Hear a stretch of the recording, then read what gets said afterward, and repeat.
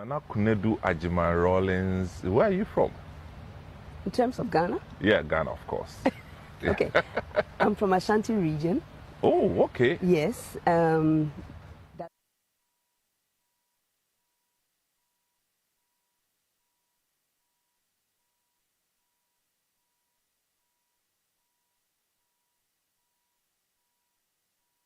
Descendants of the royal family. The Otumfo is my cousin. Oh, really? Yeah. Then you have lands in Ashanti region. No, but maybe footprints, but not lands. Oh, okay. All lands are, of course, reside under the, on Nana. So.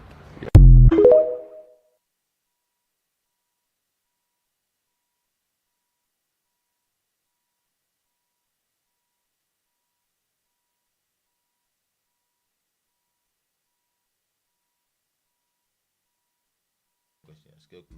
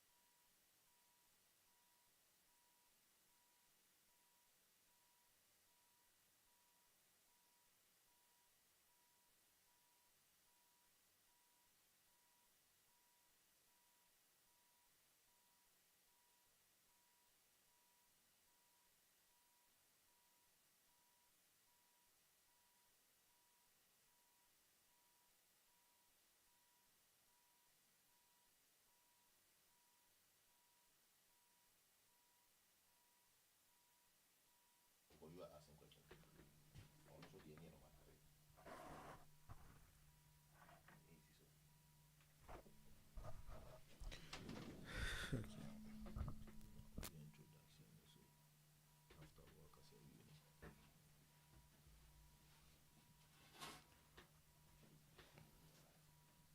Good evening, ladies and gentlemen.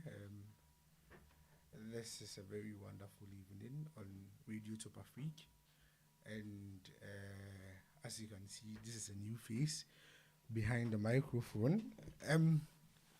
My boss, Otabo Jr., couldn't make it today because of some issues.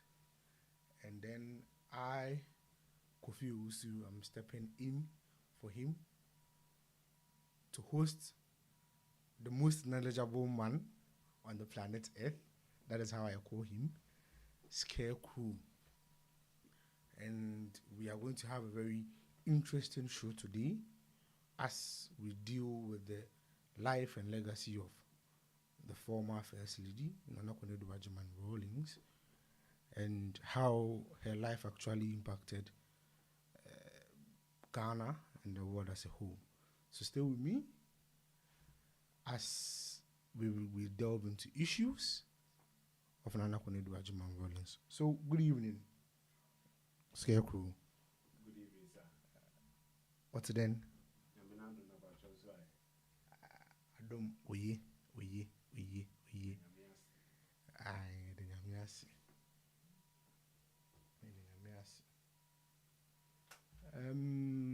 And then we are here to talk about the life of Nana Konadu Ajiman Rawlings.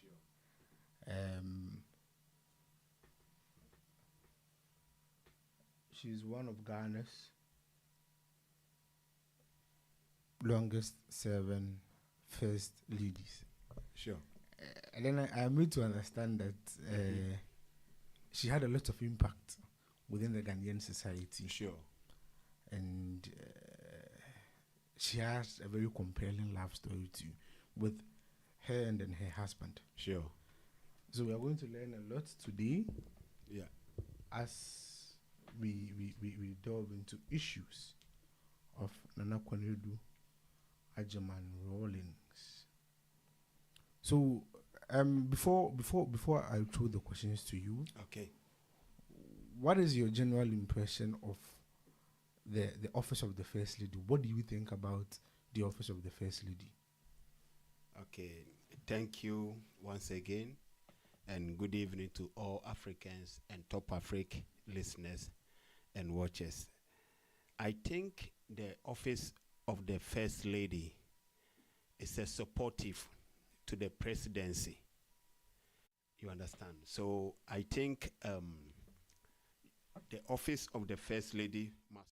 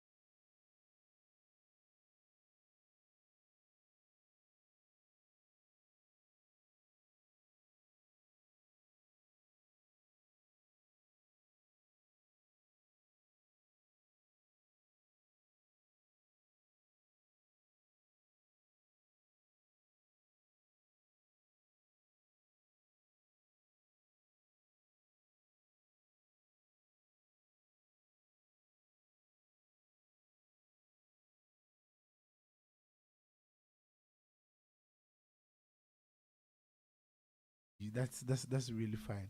Yeah, I'm Franco Usuba. That is my real name. Oh, okay. So your government name is Franco Usuba. Sure. I see. That's really fine. Okay.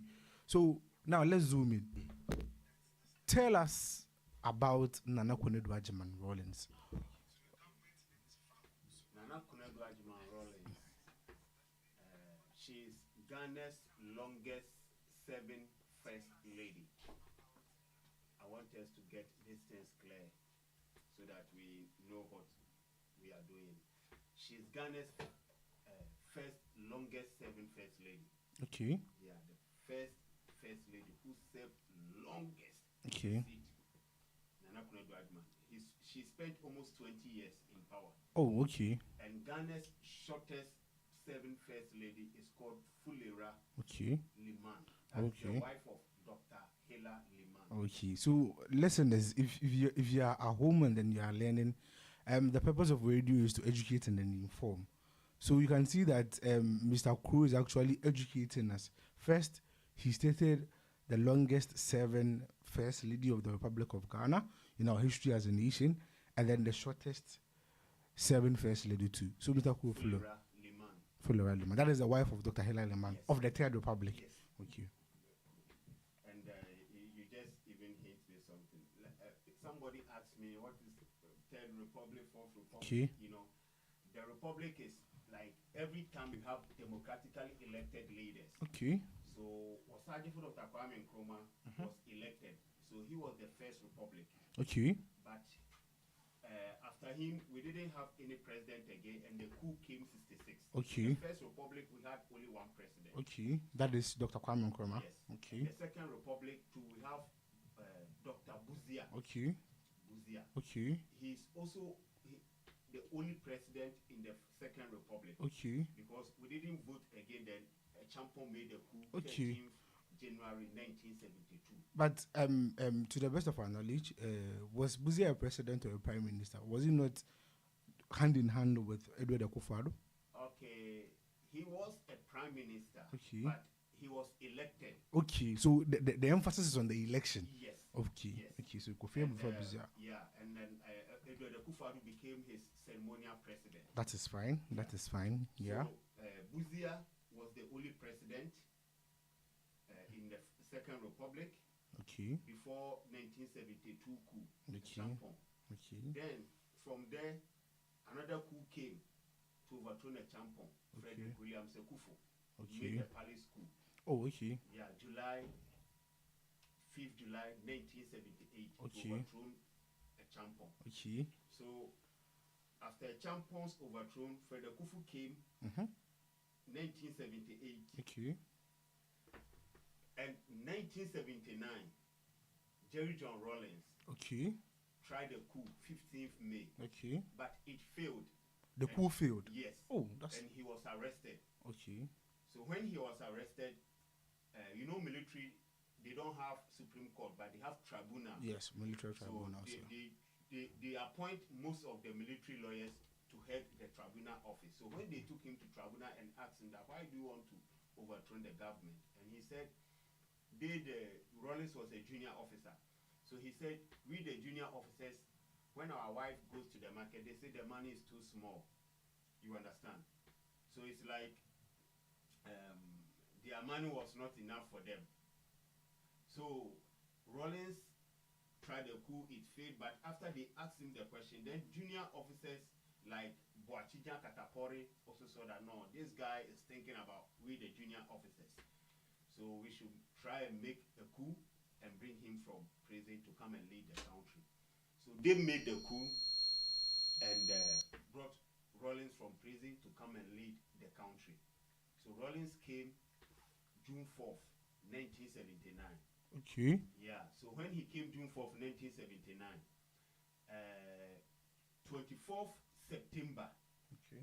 1979, he handed over power to Dr. Hela Liman. Okay. We did elections in Okay. 1979.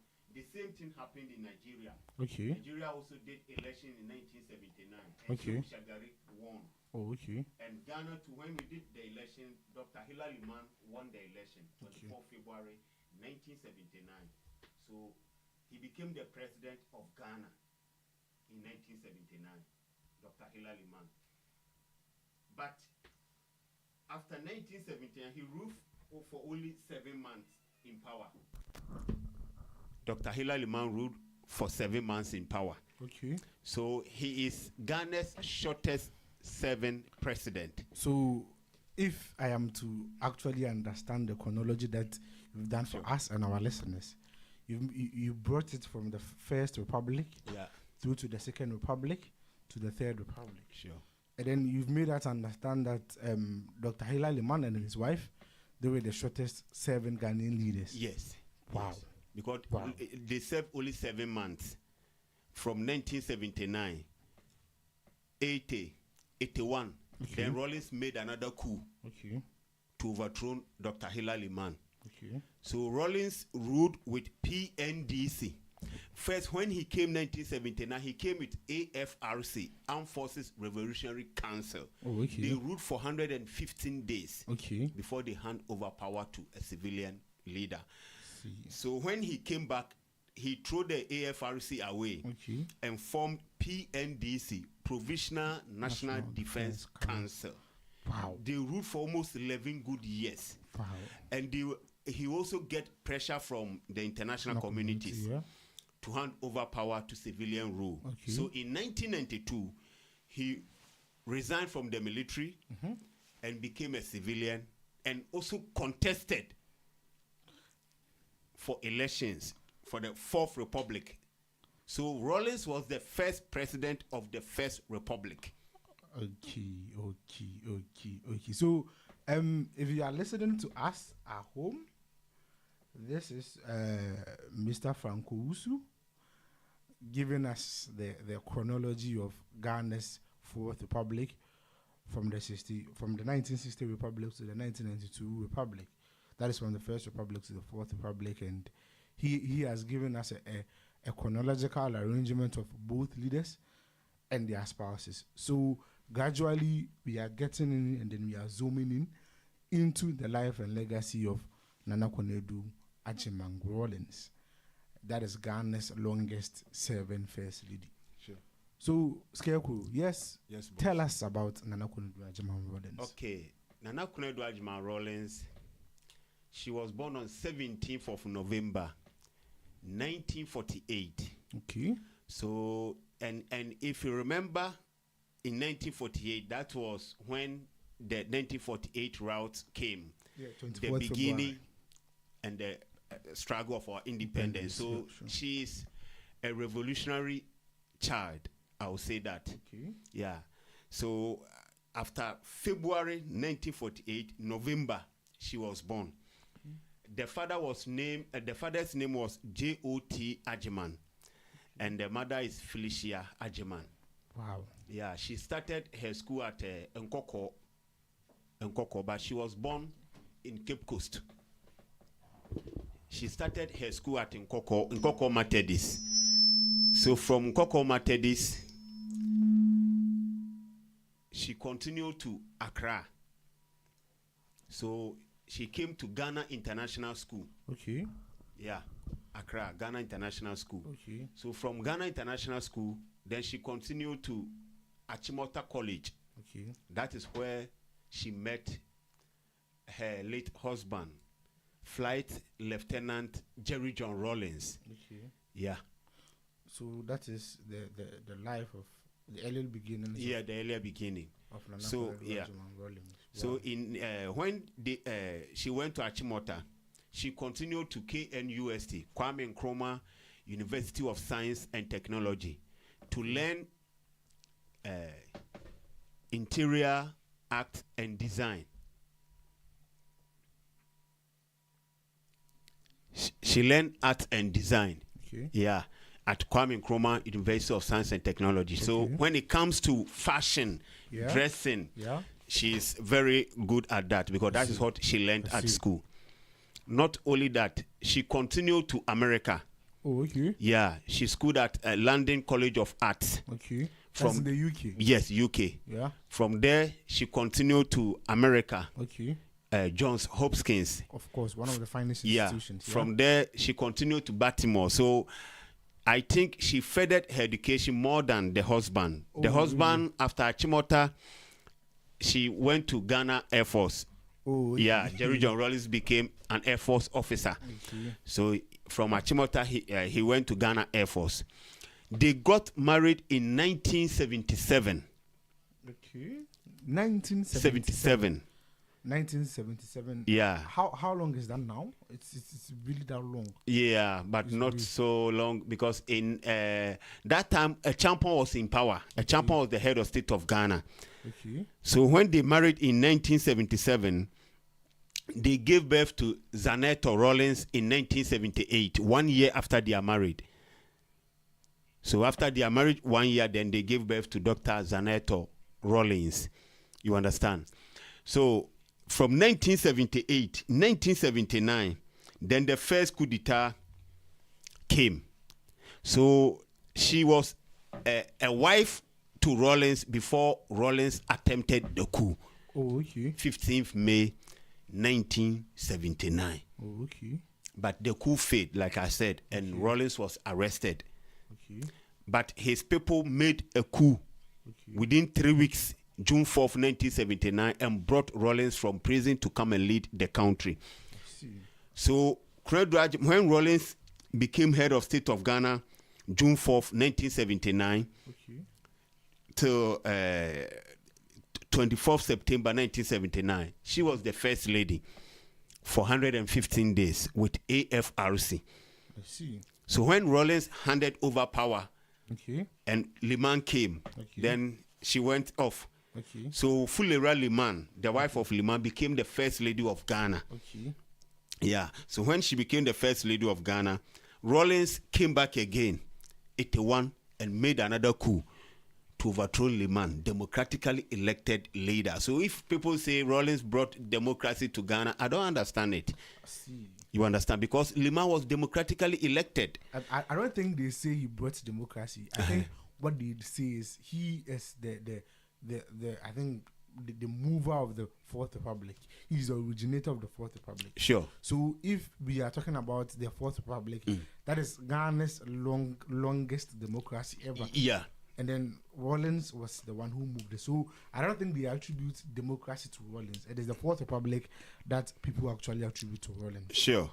Yeah. Sure. And people think maybe because of the assassination of the generals and the head of state, that brought democracy and stability to Ghana politics or government. It's not true. Okay. Yeah, he just eliminated them so that he can be in power for a long period of time and do whatever he wants to do. Okay. Yeah, because he was a junior officer. Okay. So he eliminated all the top generals. Okay. Yeah, so Rawlings, I don't see him to be the pioneer of democracy or for Ghana's stability, no, because he created a lot of chaos, and I don't want to go to his side too much. So I want to focus on Nana Kunedu Ajiman's Okay, so Scarecrow, lifestyle. my question is, do you think Nana Konedu Ajiman Rawlings made an impact on women within the Ghanaian jurisprudence? Do you think within the Ghanaian fraternity, Yeah. Nana Konedu Ajiman Rawlings actually made her mark? She left footprints Yes. for younger generations to Yes. follow. She did very well. Okay, so She what are did some of very the well. things? Enlighten us. Okay, thank you. If they could remember, she brought interstate succession law. Oh, okay. At first, when the husband dies in Ghana, Okay. like if a married person and if like a married couple and they are living together and the husband dies, the Okay. property always goes to the family. Okay. Your fasting, dear, those things, you understand. So it was Nana Kuredu Ajman Rawlings Okay. who brought that law, and it is called PND's Law 111. That anytime the husband dies, even if the husband is not having child with the wife, they should share the property equally. One for the wife, and the second one for the family. And so she brought women empowerment, and she also tried to help to educate women on nutrition, immunization, education. She also tried to stop early child marriages in some part of Ghana. She also empowered women that they can also occupy some offices or some positions in the seat of government. They can also make positions, policies, so that their voices can be heard. So in 1992 elections, because of her effort she did, we were having 19 elected women in the history of Ghana politics So because of Nana Akufo-Addo Agyeman Rawlings. So if I'm to get you right, you are trying to actually say that she was the trailblazer. Sure. The one who actually created the way for people to actually, for women, yeah, to actually be engaged in active politics. Sure. Wow. Yeah, Nana Akufo-Addo Agyeman. She did very well.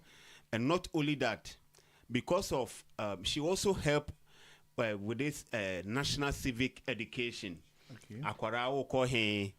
Yeah, she brought that. And also by the fireside. Yeah, by the Kida Fest. Oh, okay. Yeah. So all these things were her initiatives. Yes. Wow. Well, yeah, under the 31st Women Movement. Nana Akufo-Addo Agyeman. Even Mame Dokno was among 31st Women's Movement. Yeah, I remember growing up in Ghana by the fireside. Yeah. That was a very good time. And so all these things are attributed to Nana Akufo-Addo Agyeman. Yes. Wow. And the most important thing is that because of her influence, Ghana was the first African country to be approved by the United Nations Convention on the Rights of a Child. Wait, hold on. In 1991. I want our listeners to get this. I want everybody listening in the house to get this. Listeners, wherever you are in the world, my name is Kofi Owusu. This is Radio TopAfric, live in our studios in Hamburg. And tonight I am on the spot with the Scarecrow.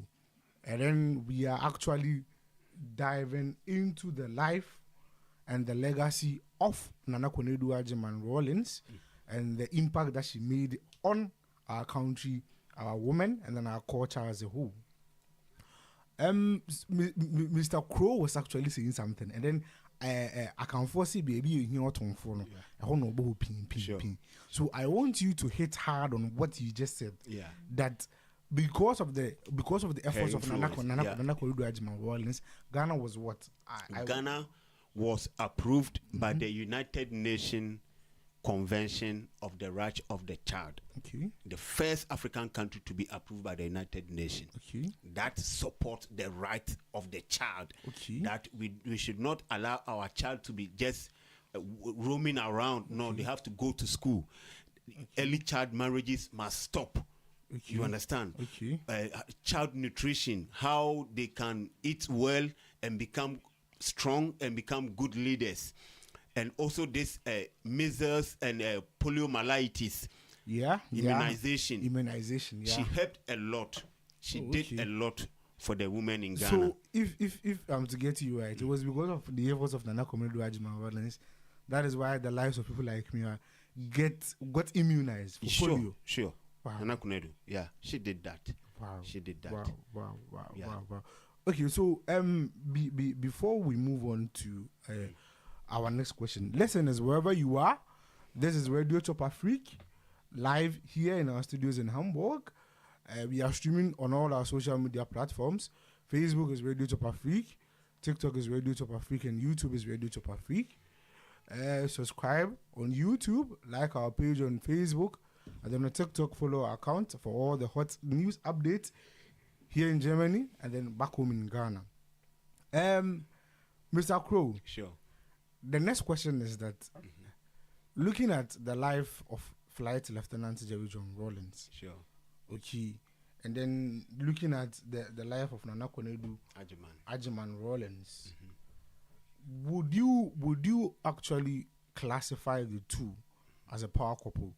Would you actually see that their love survived the test of time? Because if you look at the political journey of Flight Lieutenant Jerry John Rawlings, he actually maneuvered Ghana through some of its darkest time. I wasn't born at that time, but then my dad was always telling me about the dark stories of the 1982 famine. Sure. And if you look at how the country actually went through that phase, for a woman who actually stood I wouldn't say behind, because I mean that's something I feel it's a kick. Beside her husband through these dark times, do you think that their love story is one that is supposed to be told to future generations? That if a woman has faith in her husband, they can go on and achieve great things. What do you think? Okay. For that, it's okay, but for Konadu and Papa J, Okay. like me, I always say that I'm not against anybody. Okay. I'm not against everyone. Okay. If she was to be in my family, I'll be very happy. Yeah, of Even course. if Rollins was to be in my family, I'll be very happy. Yeah. But for the sake of Ghana Okay. and for the upcoming generations, Okay. we have to always say the truth. And which is the truth? That's Yeah, what I'm interested just coming up with it.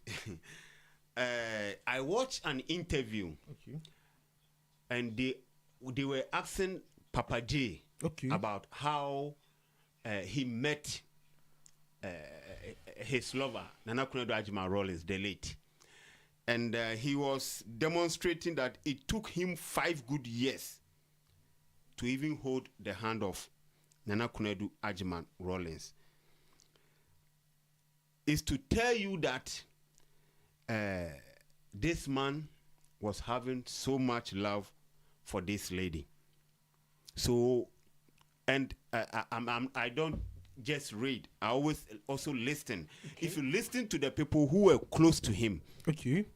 they can tell you that whatever Madame says, Papa J listens. Okay. He listens to Madame more than the people who are close to him. So I'm not surprised when he said that he sold a Sawam Canary product to Nana Kunedo Ajima Rollins. Okay. But you cannot say anything to your wife.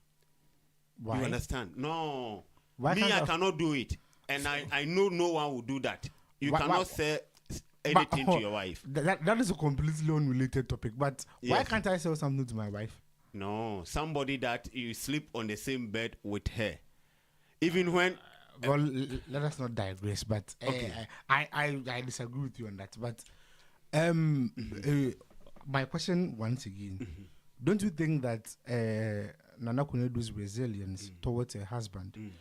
I mean, through all these dark times, people were complaining, Papa G is a military ruler, this is that. But then, the woman saw what the husband could achieve. You understand? And what did the husband achieve? I mean, you can have your say, you understand? Yeah. But I don't think it was all gloomy. I don't think it was all dark. So don't you think? Oh, that's how I'm saying yes, the good of course. side, So, yeah.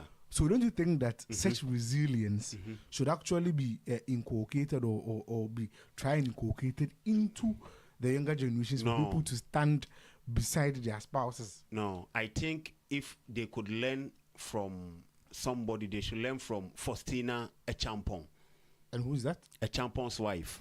Why? She's still alive because the reason I'm saying that is behind every successful man. And please, now we have actually changed the preposition. We have actually changed the preposition. It's beside. They are not behind. They are beside. Okay, So beside every it's successful a man. successful man. Yes, There is a woman. of course. When Echampong made the coup, Okay. 13th January 1972, before he made the coup, when Ankara was in power, we were selling 1 cedi to $1 and €1. Okay. But when Buzia came 69, the cedi dropped down. You understand? Buzia was selling 1 cedi to 55 shillings. Not $1, not €1. That is why Echampong made a coup 13th January 1972. Okay. And Echampong said he's not going to sell the cedi to 55 shillings. Instead, he will raise it to 78 shillings. Okay. So when Echampong made a coup, he didn't kill anybody. But he arrested some people. People like J.H. Mensah, he was the finance minister to Buzia's government. Okay. And people like Kwame Kakari, he was private secretary to Buzia's government. Okay. People like Sheikh I.C. Kwe, Agbena, Nasho, he was the MP for Ayawasu Wogon. Okay. He arrested these people, but he never killed anybody. I'm not saying a Champon was good or his wife was good, but if you look at what Rollins did, and like you put the word the correct way, that beside every successful man, yes, there must be a woman. Of course, beside. Yeah. And the same thing applies to beside every unsuccessful man, there must be. It goes both ways. Yes, of course. I see. If I want to ask, I was on TikTok and I had one guy who was doing this, and I said, okay, what advice did Kunedu Ajima Rollins gave to Rollins about the killing of the generals? You see, he killed a Frifa. He was a former head of state of Ghana. Of course. He killed a Champon. He was a former head of state of Ghana. Okay. He killed Fred Kufu. He was a former head of state of Ghana. Okay. He killed Amedume, Kotei, Feli, Odati Wellington. Okay. Almost 8 people. Okay. In 2015, he went and apologized to Faustina Champon, Rollins himself, for killing General I think, A.K. Champon. He did a lot of apologies when the National Reconciliation Council. Let me say this. Okay. No amount of apology can bring back the dead. Of course, yeah. That is why we move on with And life. no matter how wicked someone may be on this earth, no one has the right to take another person's life. Agreed. You must take them to prison. Agreed, yeah. Things change. Agreed, yeah. They can change their mind and you release them. Agreed. So even a Champon called Buzia to come from UK, he can come to Ghana. He's not wanted.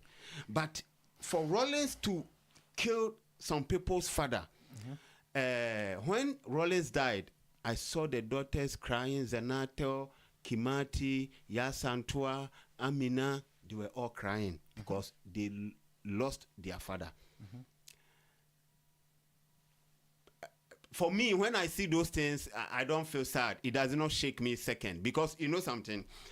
If you also compare Rollins' children to the generals, and what pains me is that if he could have stopped that in 79, I can say that, oh, it was a mistake.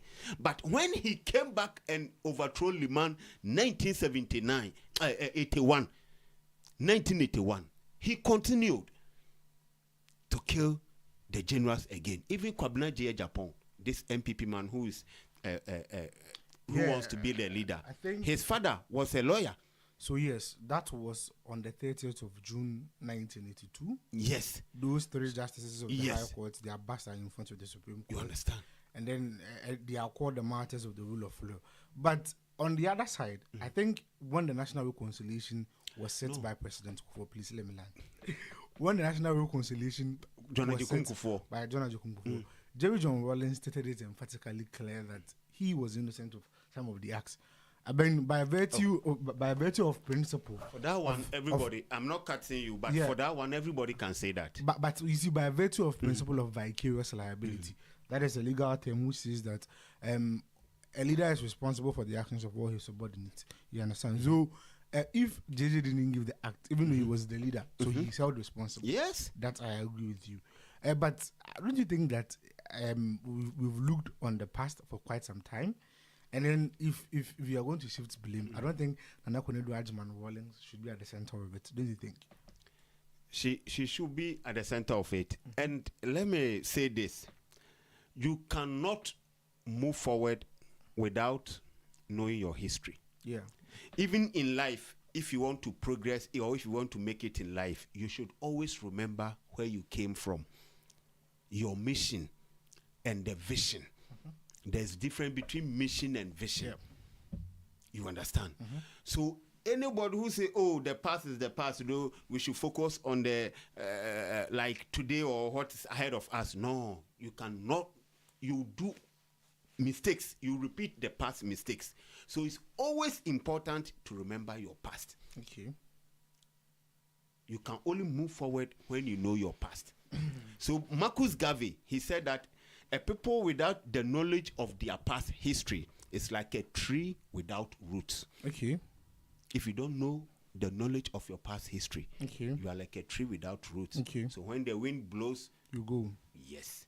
We must say all these things so that we all the people who are listening will know that no, whatever you are doing here, even if you die, Okay. posterity will judge you. So that when someone has the opportunity to rule the country, they will not take the country as their bona fide property. They are ruling a government, a system, whereby after they are left, there will be accountability. That is why many Ghanaians, they just take the taxpayers' money freely. If Because you they say, know what my papa there's dem no wo kwanu, nothing. wo kwa ba ten janoba. Obi mami no wo de no pray.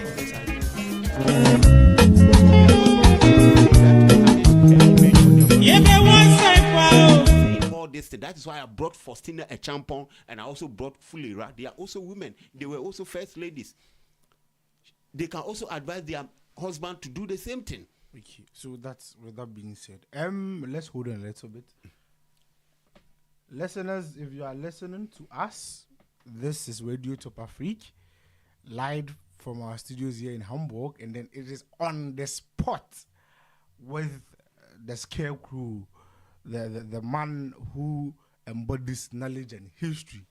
Today we are dealing with the life of Nana Konadu Rawlings. We've dealt with where she was born, where she was raised, her achievements as Ghana's longest first lady, and then we've highlighted that she was one of the pioneers of the interstate succession law, and then championing of women empowerment rights and children rights in Ghana. And then I think the foundation of her works led Ghana into implementing the free compulsory universal basic education in 2000 when John Ajay Kufuor became president. So she has actually lived a life, and then I think she's worthy of our admiration, and then her boldness. She's a trailblazer. She was the one who actually set the path for most women to actually engage in active politics. So yes, we've lost our hero. For me, I think, as Mr. Kru mentioned, she saw it all. In 57, when Nkrumah said, Ghana, our beloved country, is free forever, she was there. In 66, in 1960, when we had our first Republican Constitution, she was there. Sure. During the Second Republic, when Kofi before Buzi and Adodankwa Kufuor was sworn in as Prime Minister and both presidents, she was there. Third Republic, when Hilary Liman was sworn in as president, she was there. And then finally on April 1992, when Ghana transitioned into the Fourth Republic with her husband, she was there. So she saw it all. Yeah. So it is the greatest of honors of our life to have ever seen such a great woman lived. And if she has died, it is our solemn prayer that she goes and rests peacefully. As the president of our nation and the presidency and the government of our nation has actually declared that our flags must fly half-mast as we observe a week mourn of our former first lady. So moving on, Scarecrow. Yes, boss. We are moving on to African issues. Yes. I know this is a very hot button issue for you, where we talk about the role of African leaders. Just recently, Paul Biya was declared the president-elect of Cameroon. I know you've been going all at hammering tongues with African leaders and the genetocracy with some of these African leaders. Yeah. What is your take? Who do you blame on the election of Paul Biya, a man who is 92 years and 97 years and counting, can barely stand, has a poor bill of health, and then yet has been miraculously elected as president again? What do you think? What should we do as a continent to get rid of some of these old men and move forward as a continent? I just want to add this to Nana Kunedu's thing, then we go to Paul Biya. Not only the Nsawam Kanu products Rollins sold to his wife. Okay. He also sold silos in Takrade Okay. for food preservation. Okay. Yeah. Silos. Yeah, he sold half to Kunedu Ajima Rollins. So it's not only, but in Sawam Canary, Rollins said he sold it 2.7 billion Ghana in 1995 Okay. to Nana Kunedu Ajima Rollins. Okay.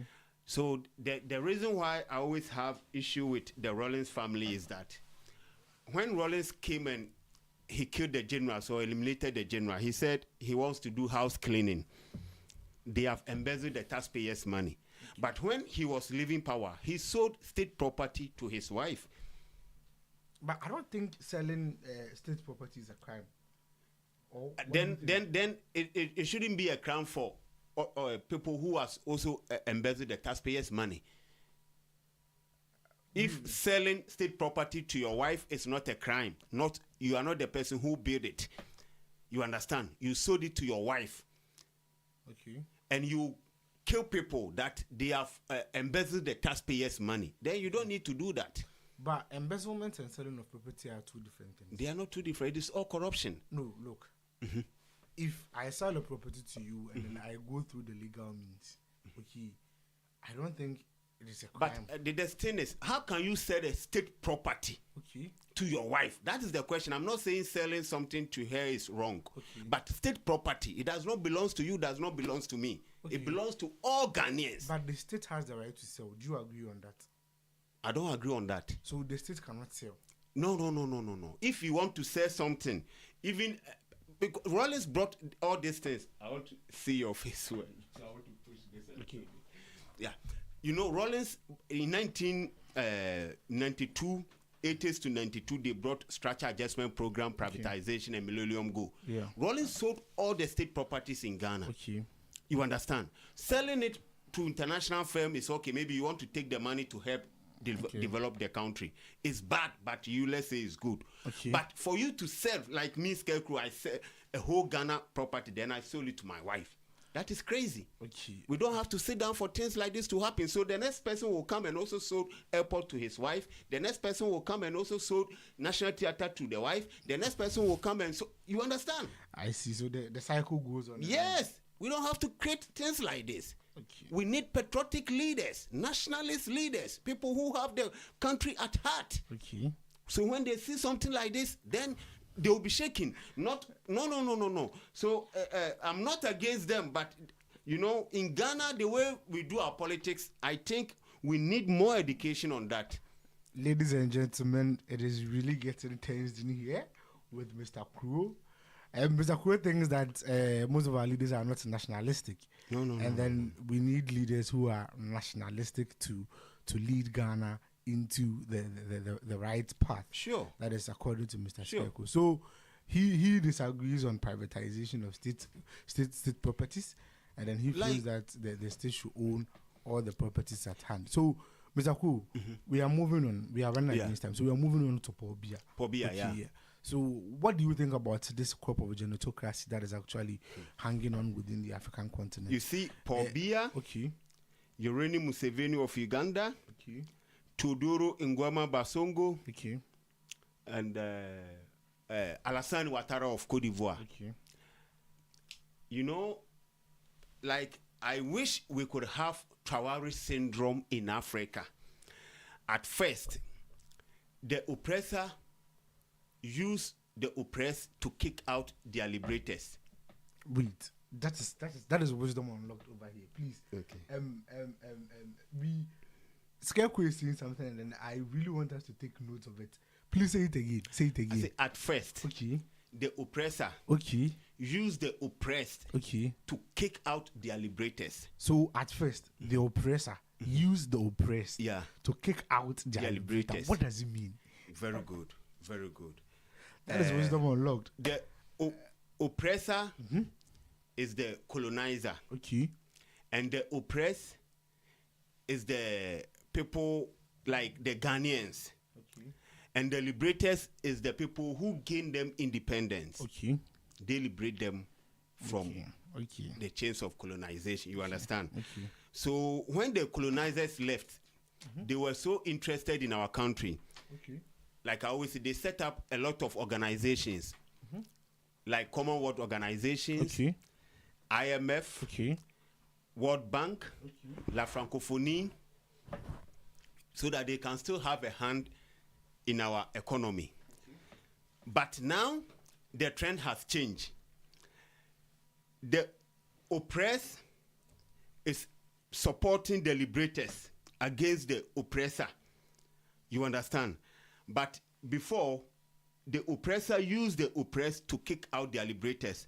And now the oppressed is supporting their liberators to kick out the oppressor. So I wish this kind of things could continue in the whole of Africa so that we can have people like Traore, people like Duma Boko of Botswana, people like Indatra of Namibia. You understand? They have brought a lot, some relief to the minds and the people of Africa. If you look at people like Assimi Goïta of Mali, people like Tieni of Niger, you understand, they are changing the narrative. They are nationalizing our minerals, not like Ghana. Goldfish is mining Ghana and giving Ghana some royalties. Anglo Gold Ashanti is mining our goods in Ghana and giving Ghana some royalties. How do you call it? Goldfields, Newmont also, they are mining our goods and giving us some royalties. Okay. But if you go to Botswana, Duma Boko, very young, energetic man. We need young men. A country that is ruled by a sick leader, automatically the country is sick. Wait, that is another wisdom unlocked over there. You are saying that a country, yes, that is ruled by a sick leader, the country is already sick. Man. This is Radio TopAfric, and then it is on the spot with the Scarecrow. Today he's unlocking a lot of he's untying a lot of knots. The accounts will say Nyansapo Usanan Bajumba. My name is Kofi Ozu, and then this is Radio TopAfric on the spot with Mr. Crow. So, Mr. Crow, on that note, let's go. So, Paul Biya, he has been in power since 1982. Okay. Almost 43 years. 43 years in power. That is 4 decades. And Teodoro Nguema Basongo. Okay. He's the second president. You know that Cameroon has had, since independence, up to date, they have had only 2 presidents. Okay. And Equatorial Guinea. Okay. At first, it was called Fernando Po. That is where Tete Kwashi brought cocoa from. Yeah, of course, yeah. Masas Nguema gained independence for them. Okay. His own cousin, Teodoro Nguema Basongo, overthrown him in 1979. Okay. So Teodoro Nguema Basongo is the longest serving president in Africa. Wow. And the second is Paul Biya. Wow. The third is Yoweri Museveni of Uganda. Wow. Just recently, Yoweri Museveni of Uganda, they bought military equipment, vehicles, $53 billion to protect himself for power. He has made his son the general army of the Uganda army. But what is with African leaders and their obsession of power? Because I seem not to understand what is with power. Is power that sweet? Is power that lucrative that people really want to hold on for all eternity? Why is it that we in Africa, our leaders have a problem of letting go of power? The reason why they are doing that is, this is what I've seen. You know, when they brought structure adjustment program, privatization, millennium goal, they thought it was something good that is going to help their country. Little did they know that, no, they are going to sell their country to the oppressors. You understand? So Rawlings, not only Rawlings, even Buhari, that time when they brought it, Buhari overthrown Shehu Shagari, 1983. So Shehu Shagari brought Ghana Must Go.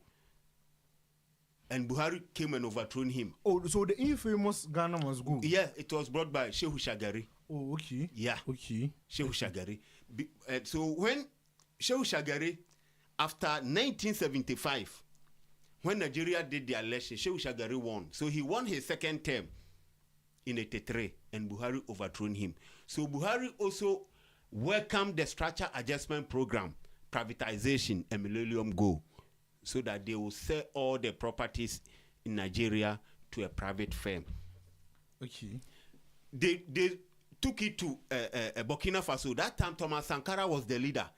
I just want to give you this because they were all military leaders. Okay. Buhari was a military leader. Paul Biya was a military man. But Buhari later became an elected, democratically elected president. That was 2015. Yeah. Not only him. Olusegun Obasanjo.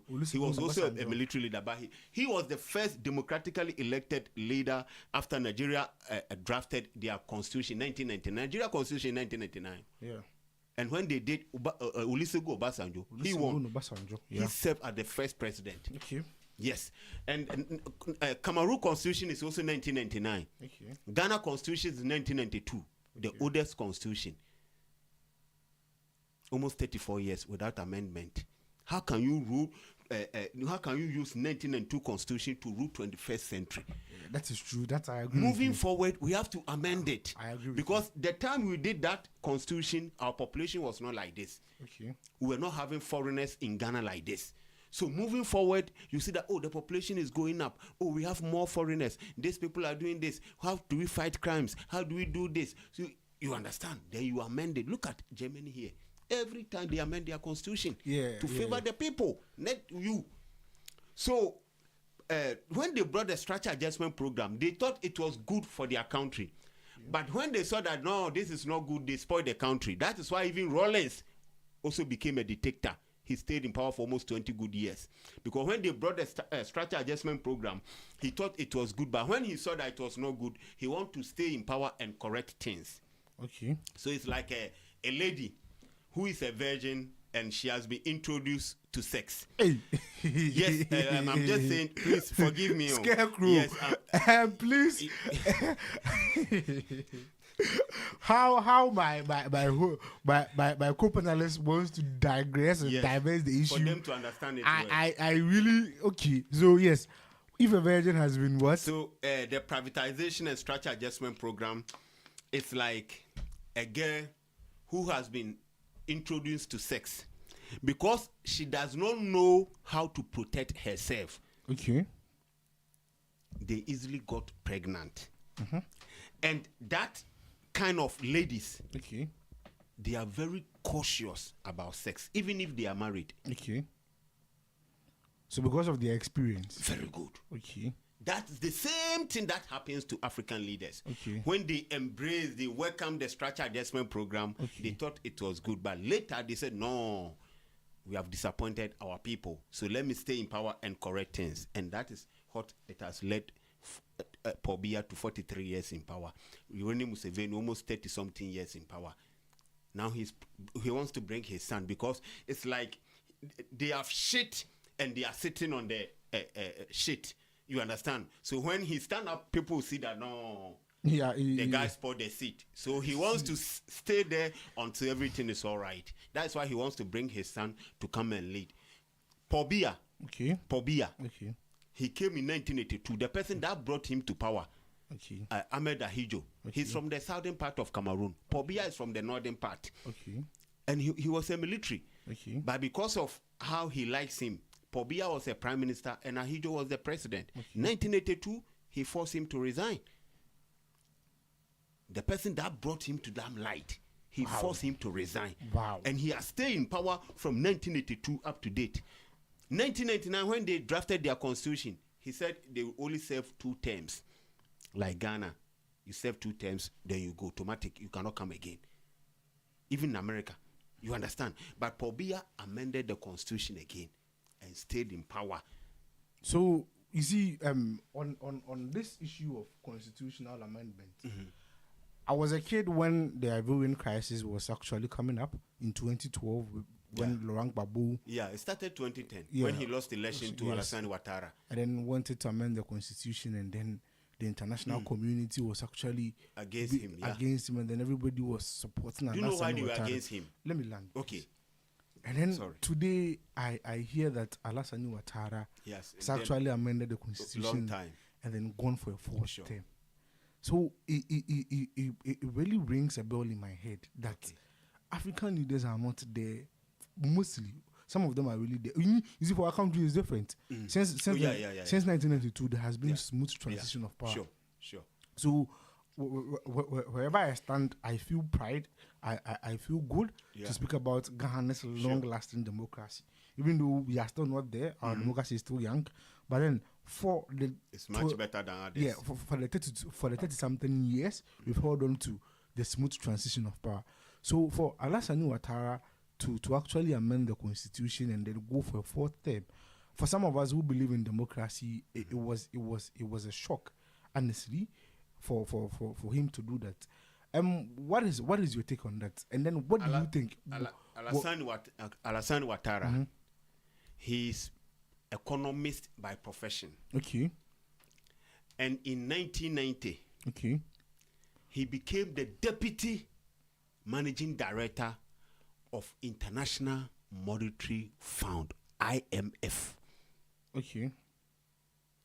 It is because of Alassane Ouattara, that is why the money we called ECHO. You see the ECHO money. When Kufuor became head of ECHO, when Kufuor was in 2005, we wanted to use ECHO for the West African state. It was because of Alassane Ouattara, that is why that money never came. Why? What did you do? Very good. He is the chairman of the, he controls the West African Monetary Zone. Okay. Yeah. In France, they call Banque the African something, like African Central Bank. Because France, you know, the Western people gave him that position, the deputy manager of IMF. So Alassane Ouattara was the leader of the structure adjustment program, privatization, a millennium ago. That is why Félix Houphouët-Boigny appointed him as a prime minister in 1990. Okay. And 3 years he died. Okay. He wanted to be the leader, but another guy came. So Alassane Ouattara, he has been in Cote d'Ivoire's government since 1990. Wait. Yes. Alassane Ouattara has been actively part of the Ivorian government since 1990. Wow. 1990? Yes. Oh, wow. Houphouët-Boigny brought him, and when he brought him 3 years' time, he died. Houphouët-Boigny ruled for 33 good years, from 1960 to 1993. So when this guy, Laurent Gbagbo, won election in 2000, he ruled for 10 years. You know, they vote 5 years. Yeah, so when he won his second term, like you said, he wanted to amend the constitution and stay in power for the third term. But it brought civil war, and almost 300,000 people died in Cote d'Ivoire. And Alassane Ouattara came as the next leader. Okay. Alassane Ouattara, when he came, he has also amended the constitution. The same thing Laurent Gbagbo wanted to do. Okay. He has done it. Okay. But the international community said it's good. They are protecting him. Because he worked with them in hand. Because he worked as the assistant or deputy managing director of the International Monetary Fund, IMF. Wow, the point that you are building actually rings a bell, because I remember when Laurent Gbagbo wanted to amend the constitution, it was an uproar. Yeah. Especially in Ivory Coast. So then the media gave its coverage that this is what is happening in Ivory Coast. Yeah. You understand my point? And then today, Alassane Ouattara does the same thing. And then they support it. I really don't see the media coverage. It looks like everybody is silent. Yes. And then Alassane Ouattara has successfully amended the constitution. And he has won the election. And then won the election. For the fourth term. He said after fourth term, he will not stand again. Then do you know what he did? No. He banned Laurent Gbagbo from contesting for presidency. Why? Yes. He also banned Tijani Niam. Tijani Niam is because after the civil war, Laurent Gbagbo was sent to International Criminal Court, The Hague. Yeah. So the biggest opposition became Tijani Niam.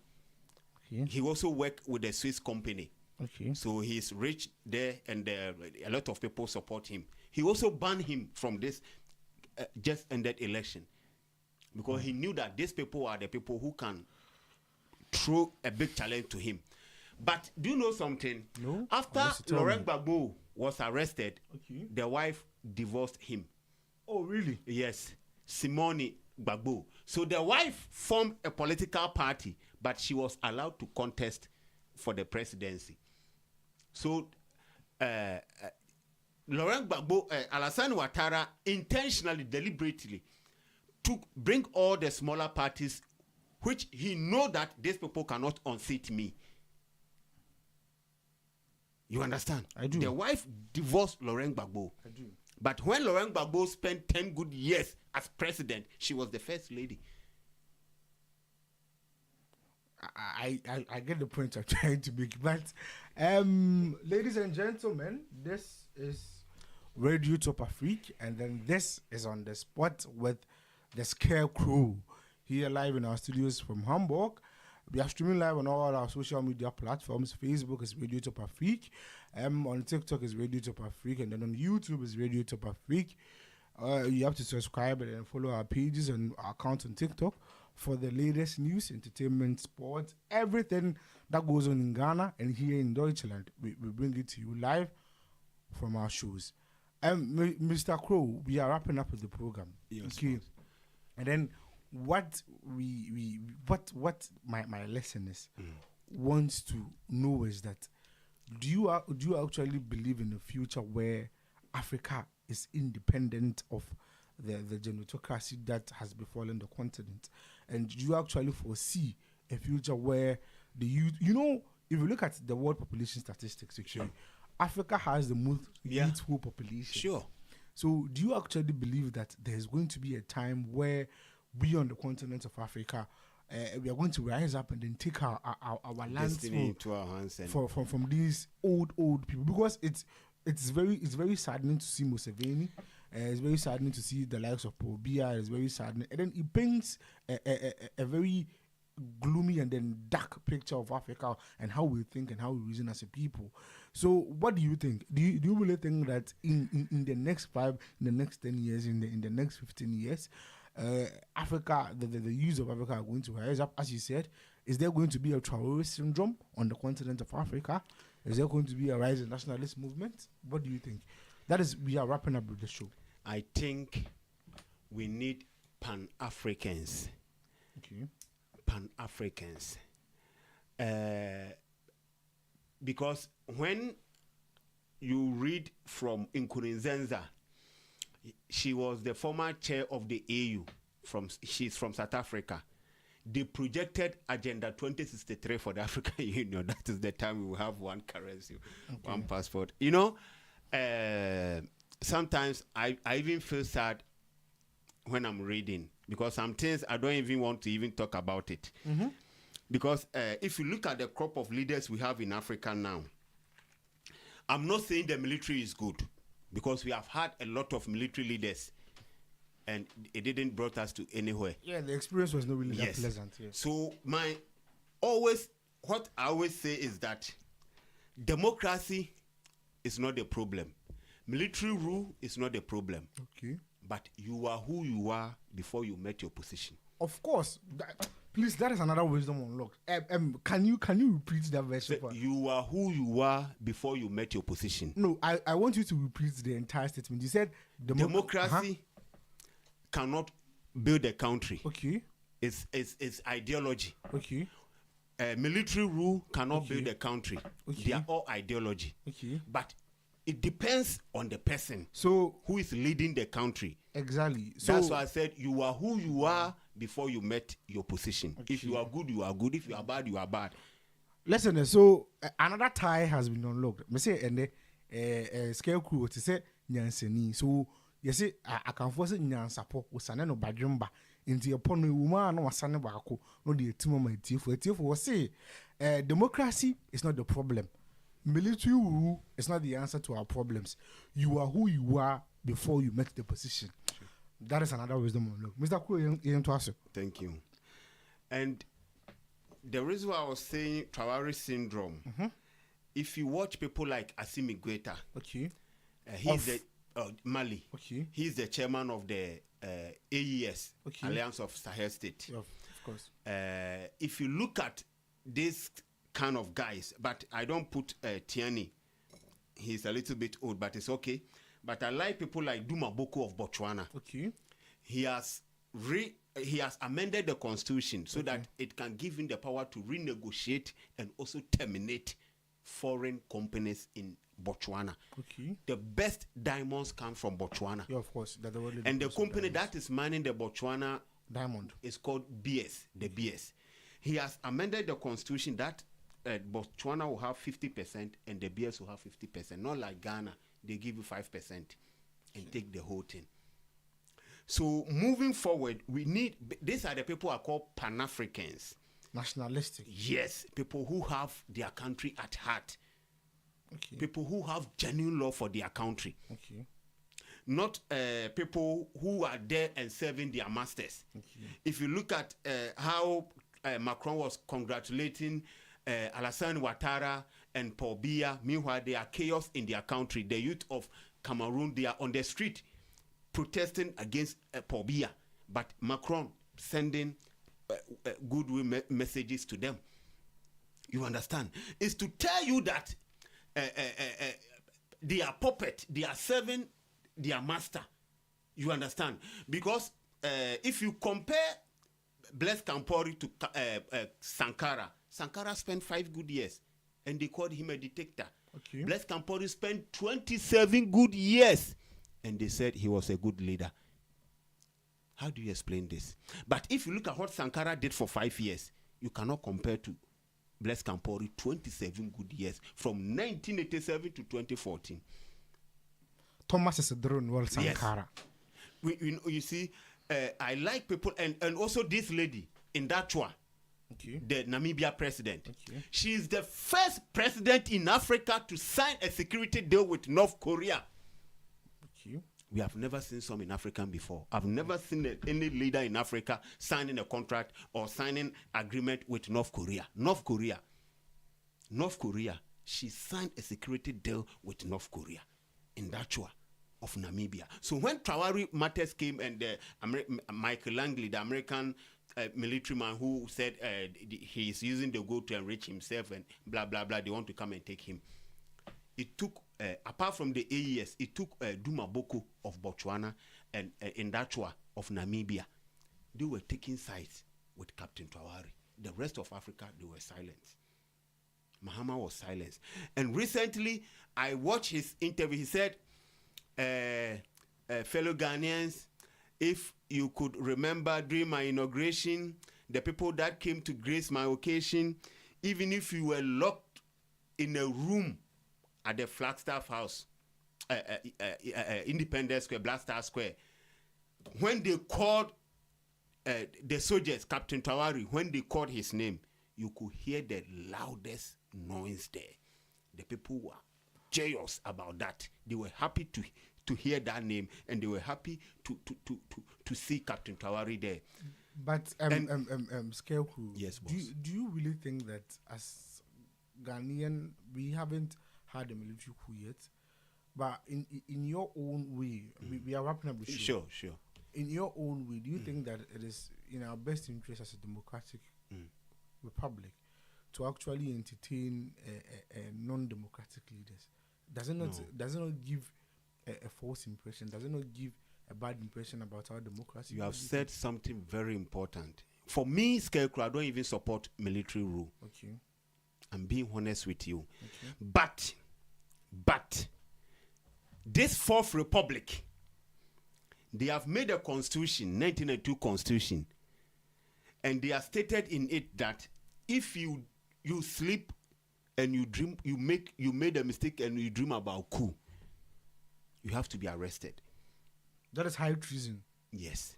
But do you know that our first entry to Ghana is named after a coup leader, somebody who made a coup? Do you know that?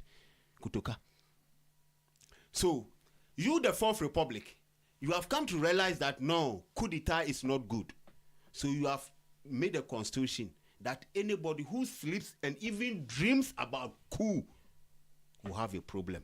So when Oliver Barker-Vormawor, the Fix the Country convener, when he threw challenge that if the previous government passed yield levy, that they say they want to pass e-levy to create 11 million jobs for Ghanaians. He said that if they pass the e-levy, he will stage a coup in Ghana. He was in the UK when he said that. When he was coming to Ghana, they arrested him at the airport. What I want to say is that you said you don't want people to speak about coup, but your first entry to Ghana is named after a military coup leader. Okay. What are you But telling the people? I think you were. Are you not motivating the military or the soldiers that if you made a coup or if you make a coup or you overthrow a president, you become a hero? You can be named after something. I think you were the one who was actually treating us not to forget our past. Yes. The name of the military leader on our airport does not necessarily mean that we support it. You understand my point? So then what does it mean? I mean, I think it means that as a nation, fine. The fact that we've named something after somebody does not necessarily mean we support it. What we are trying to say is that at this particular point in time, some of these people were our leaders. That is why we've named certain things after them. You understand my point? So, I mean, if you go to the United States of America, one of their busiest airports is named after a president who was assassinated. So I'm not talking about some JFK. I'm not talking about someone who was assassinated. No. So I'm talking about My point is that the fact that we named the airport after Kotoka, okay, doesn't necessarily mean that as a nation we support it. It means that at a particular point in time, General Kotoka was the leader of our country. You understand my point? So but my also point is here. It's good that you brought this. You know, Kotoka, he made a coup. But you, Fourth Republic, if they have not put that thing in our constitution, like I will not say anything. Okay. But you know that coup d'etat is not good. For you to be president, for you to be elected president, and someone to come and overthrow you is not good. Okay. It brings a lot of problems in the country. But you have accepted. I'm not saying they named the airport after Kotoka, but if something is done in the past and it's wrong, you can change it. Yeah, of course. But what you are doing is to tell me, Scarecrow, that you support military coup. So I will not be surprised if we see military coup in Ghana, because you are motivating them. Oh, Charlie Kotoka made a coup, they named the airport after him. Charlie, try. Maybe they will name Ghana port after you, harbor after you. You understand? So if it's not good now, then it must not be good in the past, so that we clear everything there. Then we move forward. Then we know that military coup is not good. If we make the coup, even toilet paper will not be named after you. Okay. Ladies and gentlemen, this is Radio TopAfric, live in our studios here from Hamburg, and then it is on the spot with Mr. Scarecrow. Tonight we've discussed about the life and legacy of Nana Konadu Agyeman Rawlings, and then we've discussed about the growing genotocracy of African leaders on our continent, and then how we can deal with it as a continent and then as a people. And it has been one of my greatest honors to host such an knowledgeable man on this show. Some other time, we are going to have Mr. Frank Owusu on the show, and then we digress more into issues affecting Africa as a subcontinent. So, your closing remarks, Mr. My Frank. closing remarks is, in every society, as a matter of fact, in every society, the people that represent you decide your destiny. Okay. So, another reason, Abusa for me say, Mr. Frank, the Scarecrow, the Sebi, I didn't mean answer the Namadia channel until Uma answer Pono, not Wasane Bako, no, the Amai. So, what I mean is that, I mean, he's actually untying the knots. Okay. Untying the knots of wisdom for us from time to time. So he has said something, and then I want you to repeat it so that our listeners can actually understand what they are saying. So I'm saying that as a matter of fact, in every society, the people that represent you decide your destiny. So the representation, the quality of your representation, determines how far you are going to go in life. Man, this is absolutely wonderful.